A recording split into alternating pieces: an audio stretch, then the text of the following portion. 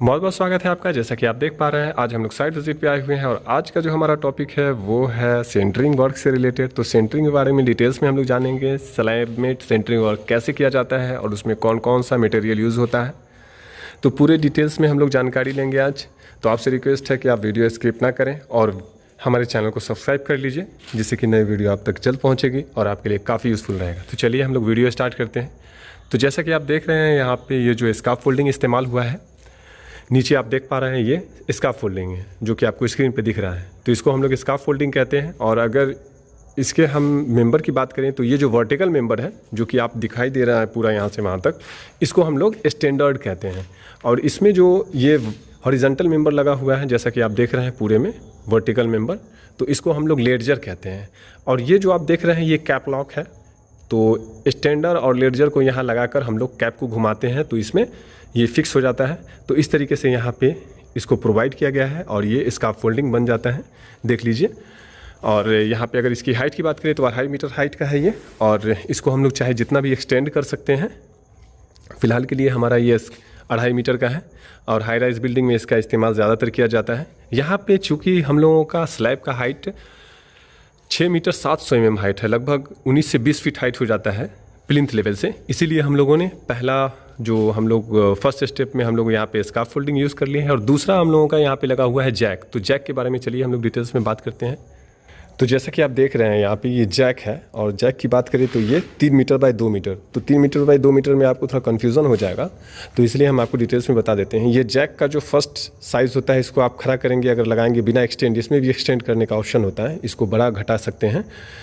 तो इसको आप जो लगाएंगे तो ये पहला स्टेप में बिना बढ़ाए इसको एक्सटेंड किए हुए ये 3 मीटर हाइट का होता है। और 2.5 मीटर का भी आता है, डिफरेंट साइज़ में आता है, लेकिन हमारे पास जो अवेलेबल है वो 3 मीटर का है। तो फर्स्ट स्टेप में ये इसका मिनिमम साइज़ 3 मीटर है और इसको एक्सटेंड अगर कर देंगे, ये जैसे कि ये देख रहे हैं आप, तो इसको यहाँ से पकड़ कर निकाला जाता है और यहाँ पे एक फंसाया जाता है, हुक होता है, और इससे टाइट करके थोड़ा ऊपर नीचे किया जाता है। तो इस तरीके से ये देखिए, इसको 2 मीटर तक और हम निकाल सकते हैं। तो इस तरीके से एक्सटेंड कर सकते हैं, तो ये 5 मीटर तक जा सकता है। तो यहाँ पे चूँकि स्लैब का हाइट हमारा 6 मीटर 700 mm है, तो 5 मीटर ये तो कम हो जाएगा, इसीलिए हम लोगों ने यहाँ पे स्कार्फ फोल्डिंग का इस्तेमाल किया है। तो आपको बहुत हद तक ये बात समझ में आई होगी। तो जब हमने स्कार्फ फोल्डिंग इस्तेमाल किया तो आपके सवाल दिमाग में ये भी सवाल आएगा कि स्कार्फ फोल्डिंग ही क्यों ना हम लोग स्लैब तक ले गए, 7 मीटर 6 मीटर 700 mm तक स्कार्फ फोल्डिंग को ही ले जाते, क्योंकि स्कार्फ फोल्डिंग को हम लोग एक्सटेंड कर सकते हैं। तो यहाँ पे हम आपको एक बात बता देते हैं, क्योंकि स्लैब का जो सरफेस होगा, बॉटम सरफेस, वो इक्वल नहीं है, स्मूथ नहीं है। वहाँ बीम बॉटम लचक बीम है और स्लैब का जो हाइट होगा वो दूसरा होगा। स्लैब बॉटम का हाइट दूसरा है, बीम बॉटम का हाइट दूसरा हो जाएगा, वो तो आप जानते ही हैं।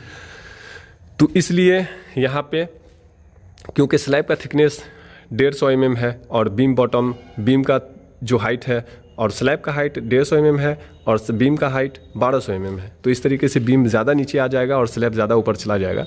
तो इसीलिए हम लोगों ने यहाँ पे जैक प्रोवाइड किया, क्योंकि यहाँ पे जब हम लोग स्कार्फ फोल्डिंग प्रोवाइड करेंगे तो उस पर प्लेट प्रोवाइड करेंगे, और प्लेट प्रोवाइड करेंगे तो बीम बॉटम में तो चला जाएगा, बट हमारा फिर स्लैब बॉटम में कैसे जाएगा। तो इसीलिए हम लोगों ने यहाँ पे जैक किया कि जैक को हम लोग बीम बॉटम में लगा देंगे, देखिए। और उसके बाद देखिए, जैसा कि स्कार्फ फोल्डिंग यूज़ हुआ है, तो उसके बाद यहाँ पे आप देख रहे हैं कि स्कार्फ फोल्डिंग में एक ये यू जैक लगा हुआ है।